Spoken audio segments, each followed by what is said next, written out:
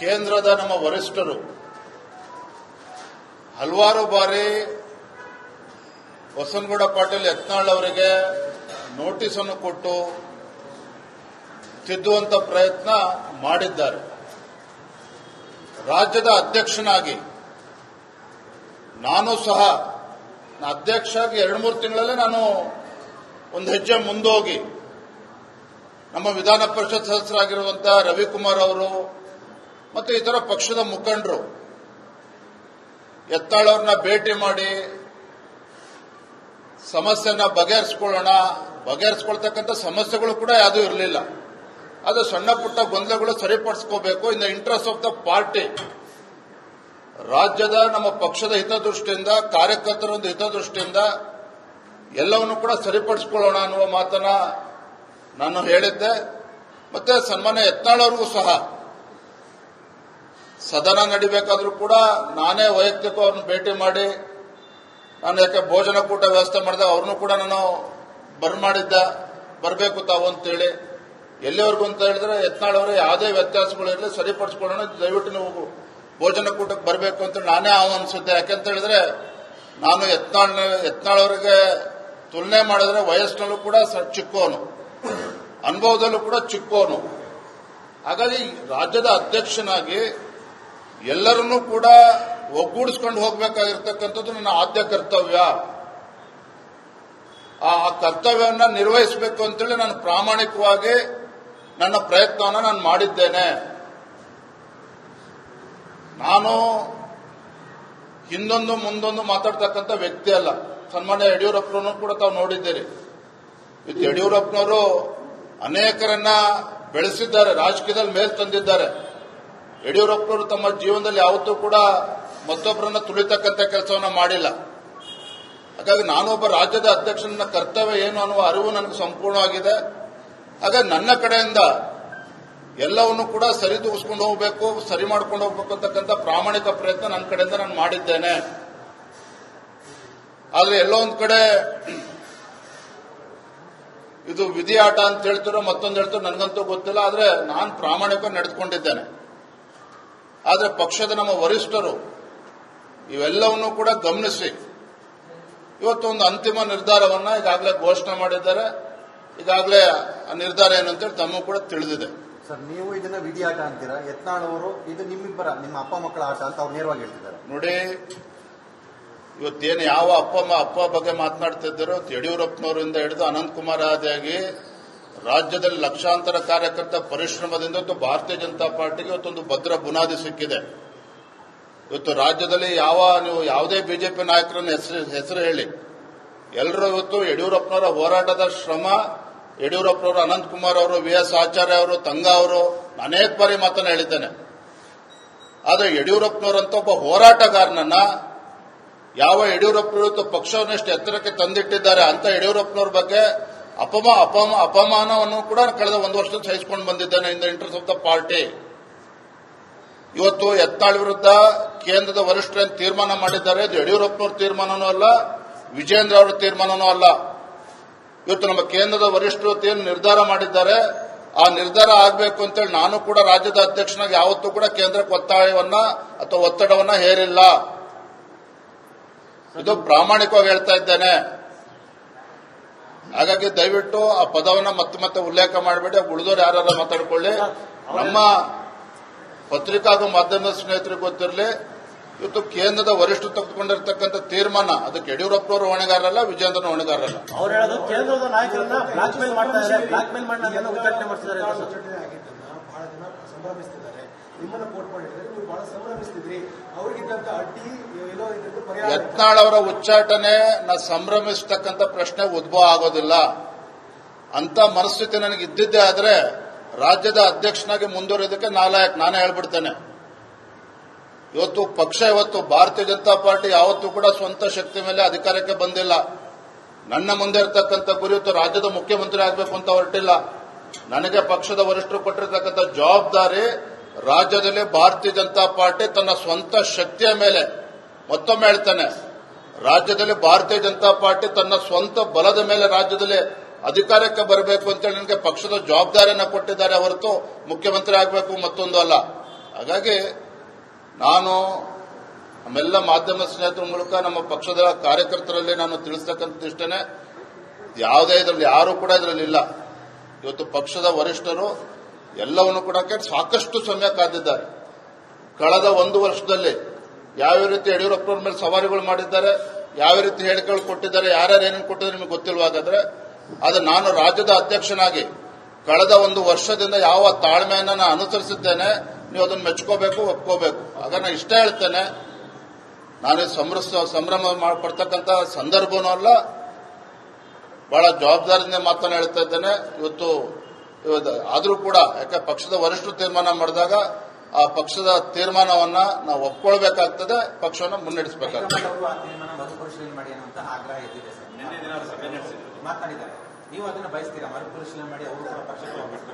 ನಾನು ರಾಜ್ಯದ ಅಧ್ಯಕ್ಷನಾಗಿ ಪಕ್ಷದ ನಮ್ಮ ಹೈಕಮಾಂಡ್, ನಮ್ಮ ವರಿಷ್ಠರು ತೆಗೆದುಕೊಂಡಿರ್ತಕ್ಕಂಥ ತೀರ್ಮಾನವನ್ನ ಗೌರವಿಸ್ತಕ್ಕಂಥದ್ದು ಅಷ್ಟೇ ನನ್ನ ಕೆಲಸ. ಹೇಳಪ್ಪ. ಸರ್, ಇದ್ರ ಜೊತೆಗೆ ಯತ್ನಾಳ್ ಅವರು ನಾನು ಮತ್ತೆ ಬಿಜೆಪಿ ಹೊರಡುತ್ತೇನೆ 2025 ನಾನು ಎಲ್ಲಿದೆ ಇದನ್ನು ತಾವೇ ಯಾವ ರೀತಿ ನೋಡ್ತೀವಿ ಸರ್? ಅಂದ್ರೆ ಅವರು ನಾನು ಮನವಿ ಮಾಡಲ್ಲ, ಮನವಿ ಮಾಡ್ತಾರೆ, ಕನ್ಸಿಡರ್ ಮಾಡ್ಬೇಕಂತ ತಾವು ಹೇಳ್ತೀರಾ? ಒಂದ್ ವೇಳೆ ಏನಾದ್ರು ಕೂಡ ನೋಡ್ರಿ, ಇದೆಲ್ಲವೂ ಕೂಡ ಪಕ್ಷದ ಹೈಕಮಾಂಡ್. ನಾ ಇದ್ರ ಬಗ್ಗೆ ಅಭಿಪ್ರಾಯನೂ ಕೊಡೋದಕ್ಕೆ ಹೋಗೋದಿಲ್ಲ, ಅದ್ರ ಬಗ್ಗೆ ಏನು ಹೇಳೋದಕ್ಕೆ ಹೋಗೋದಿಲ್ಲ. Thank you. ಆರೋಪ ಮಾಡಿದ್ದಾರೆ ಸರ್. ಸರ್, ನೀವು ಏನಾದ್ರು ಬ್ಲಾಕ್ ಮೇಲ್ ಮಾಡ್ತಾ ಇದ್ದೀರಾ ಹೈಕಮಾಂಡ್ಗೆ? ಯತ್ನಾಳ್ ಅವರ ಆರೋಪ ಸರ್.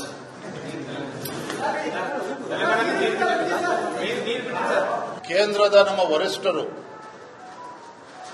ಹಲವಾರು ಬಾರಿ ಬಸನಗೌಡ ಪಾಟೀಲ್ ಯತ್ನಾಳ್ ಅವರಿಗೆ ನೋಟಿಸ್ ಅನ್ನು ಕೊಟ್ಟು ತಿದ್ದುವಂತ ಪ್ರಯತ್ನ ಮಾಡಿದ್ದಾರೆ.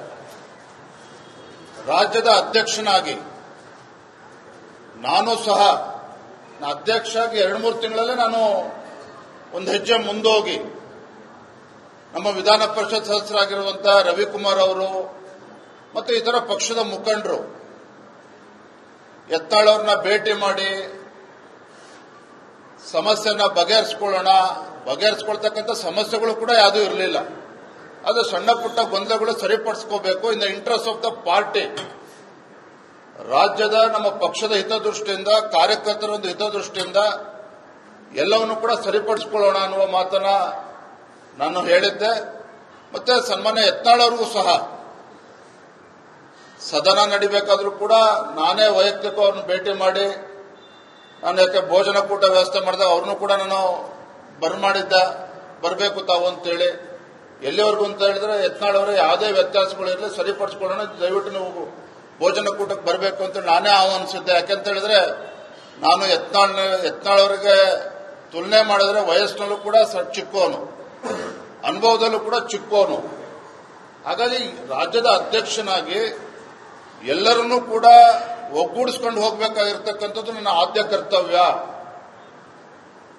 ಆ ಕರ್ತವ್ಯವನ್ನು ನಿರ್ವಹಿಸಬೇಕು ಅಂತೇಳಿ ನಾನು ಪ್ರಾಮಾಣಿಕವಾಗಿ ನನ್ನ ಪ್ರಯತ್ನವನ್ನು ನಾನು ಮಾಡಿದ್ದೇನೆ.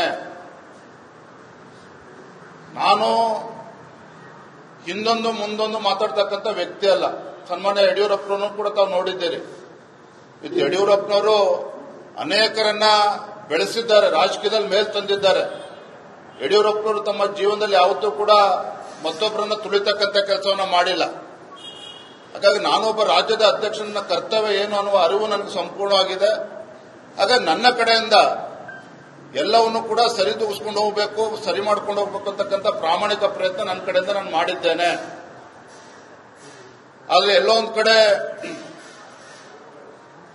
ಇದು ವಿಧಿ ಆಟ ಅಂತ ಹೇಳ್ತಿರೋ ಮತ್ತೊಂದು ಹೇಳ್ತಿರೋ ನನಗಂತೂ ಗೊತ್ತಿಲ್ಲ. ಆದ್ರೆ ನಾನು ಪ್ರಾಮಾಣಿಕವಾಗಿ ನಡೆದುಕೊಂಡಿದ್ದೇನೆ. ಆದ್ರೆ ಪಕ್ಷದ ನಮ್ಮ ವರಿಷ್ಠರು ಇವೆಲ್ಲವನ್ನೂ ಕೂಡ ಗಮನಿಸಿ ಇವತ್ತು ಒಂದು ಅಂತಿಮ ನಿರ್ಧಾರವನ್ನ ಈಗಾಗಲೇ ಘೋಷಣೆ ಮಾಡಿದ್ದಾರೆ. ಈಗಾಗಲೇ ಆ ನಿರ್ಧಾರ ಏನಂತೇಳಿ ತಮಗೂ ಕೂಡ ತಿಳಿದಿದೆ. ಸರ್, ನೀವು ಇದನ್ನ ವಿಧಿ ಆಟ ಅಂತೀರಾ? ಯತ್ನಾಳ್ ಅವರು ಇದು ನಿಮ್ಮ ಅಪ್ಪ ಮಕ್ಕಳ ಆಟ ಅಂತ ಅವ್ರು ನೇರವಾಗಿ ಹೇಳ್ತಿದ್ದಾರೆ. ನೋಡಿ, ಇವತ್ತೇನು ಯಾವ ಅಪ್ಪ ಬಗ್ಗೆ ಮಾತನಾಡ್ತಿದ್ದಾರೋ ಯಡಿಯೂರಪ್ಪನವರಿಂದ ಹಿಡಿದು ಅನಂತಕುಮಾರ್ ಆದಿಯಾಗಿ ರಾಜ್ಯದಲ್ಲಿ ಲಕ್ಷಾಂತರ ಕಾರ್ಯಕರ್ತ ಪರಿಶ್ರಮದಿಂದ ಇವತ್ತು ಭಾರತೀಯ ಜನತಾ ಪಾರ್ಟಿಗೆ ಇವತ್ತೊಂದು ಭದ್ರ ಬುನಾದಿ ಸಿಕ್ಕಿದೆ. ಇವತ್ತು ರಾಜ್ಯದಲ್ಲಿ ನೀವು ಯಾವುದೇ ಬಿಜೆಪಿ ನಾಯಕರನ್ನ ಹೆಸರು ಹೇಳಿ, ಎಲ್ಲರೂ ಇವತ್ತು ಯಡಿಯೂರಪ್ಪನವರ ಹೋರಾಟದ ಶ್ರಮ ಯಡಿಯೂರಪ್ಪನವರು, ಅನಂತಕುಮಾರ್ ಅವರು, VS ಆಚಾರ್ಯ ಅವರು, ತಂಗಾ ಅವರು ಅನೇಕ ಬಾರಿ ಮಾತನ್ನ ಹೇಳಿದ್ದೇನೆ. ಆದರೆ ಯಡಿಯೂರಪ್ಪನವರಂತ ಒಬ್ಬ ಹೋರಾಟಗಾರನನ್ನ ಯಾವ ಯಡಿಯೂರಪ್ಪನವರು ಪಕ್ಷವನ್ನು ಎಷ್ಟು ಎತ್ತರಕ್ಕೆ ತಂದಿಟ್ಟಿದ್ದಾರೆ ಅಂತ ಯಡಿಯೂರಪ್ಪನವ್ರ ಬಗ್ಗೆ ಅಪಮಾನವನ್ನು ಕೂಡ ಕಳೆದ ಒಂದು ವರ್ಷದ ಸಹಿಸಿಕೊಂಡು ಬಂದಿದ್ದೇನೆ ಇನ್ the interest of the party. ಇವತ್ತು ಯತ್ನಾಳ್ ವಿರುದ್ಧ ಕೇಂದ್ರದ ವರಿಷ್ಠರು ತೀರ್ಮಾನ ಮಾಡಿದ್ದಾರೆ. ಇದು ಯಡಿಯೂರಪ್ಪನವ್ರ ತೀರ್ಮಾನನೂ ಅಲ್ಲ, ವಿಜೇಂದ್ರ ಅವರ ತೀರ್ಮಾನನೂ ಅಲ್ಲ. ಇವತ್ತು ನಮ್ಮ ಕೇಂದ್ರದ ವರಿಷ್ಠರು ಏನು ನಿರ್ಧಾರ ಮಾಡಿದ್ದಾರೆ, ಆ ನಿರ್ಧಾರ ಆಗಬೇಕು ಅಂತೇಳಿ ನಾನು ಕೂಡ ರಾಜ್ಯದ ಅಧ್ಯಕ್ಷನಾಗಿ ಯಾವತ್ತೂ ಕೂಡ ಕೇಂದ್ರಕ್ಕೆ ಒತ್ತಾಯವನ್ನ ಅಥವಾ ಒತ್ತಡವನ್ನ ಹೇರಿಲ್ಲ. ಇದು ಪ್ರಾಮಾಣಿಕವಾಗಿ ಹೇಳ್ತಾ ಇದ್ದೇನೆ. ಹಾಗಾಗಿ ದಯವಿಟ್ಟು ಆ ಪದವನ್ನ ಮತ್ತೆ ಉಲ್ಲೇಖ ಮಾಡಬೇಡಿ. ಉಳಿದವರು ಯಾರು ಮಾತಾಡ್ಕೊಳ್ಳಿ. ನಮ್ಮ ಪತ್ರಿಕಾ ಹಾಗೂ ಮಾಧ್ಯಮದ ಸ್ನೇಹಿತರಿಗೆ ಗೊತ್ತಿರಲಿ, ಇವತ್ತು ಕೇಂದ್ರದ ವರಿಷ್ಠರು ತೆಗೆದುಕೊಂಡಿರ್ತಕ್ಕಂಥ ತೀರ್ಮಾನ ಅದಕ್ಕೆ ಯಡಿಯೂರಪ್ಪನವರು ಹೊಣೆಗಾರರಲ್ಲ, ವಿಜೇಂದ್ರನ ಹೊಣೆಗಾರರಲ್ಲ. ಅವ್ರು ಹೇಳೋದು ಕೇಂದ್ರದ ನಾಯಕರನ್ನ ಬ್ಲಾಕ್ ಮೇಲ್ ಮಾಡ್ತಾ ಇದ್ದಾರೆ, ಬ್ಲಾಕ್ ಮೇಲ್ ಮಾಡಿ ಉದ್ಘಾಟನೆ ಮಾಡ್ತಿದ್ದಾರೆ. ಬಹಳ ಜನ ಸಂಭ್ರಮಿಸ್ತಿದ್ದಾರೆ. ನಿಮ್ಮನ್ನ ಕೋಟ್ ಮಾಡಿದ್ರೆ ನೀವು ಬಹಳ ಸಂಭ್ರಮಿಸ್ತಿದ್ರಿ.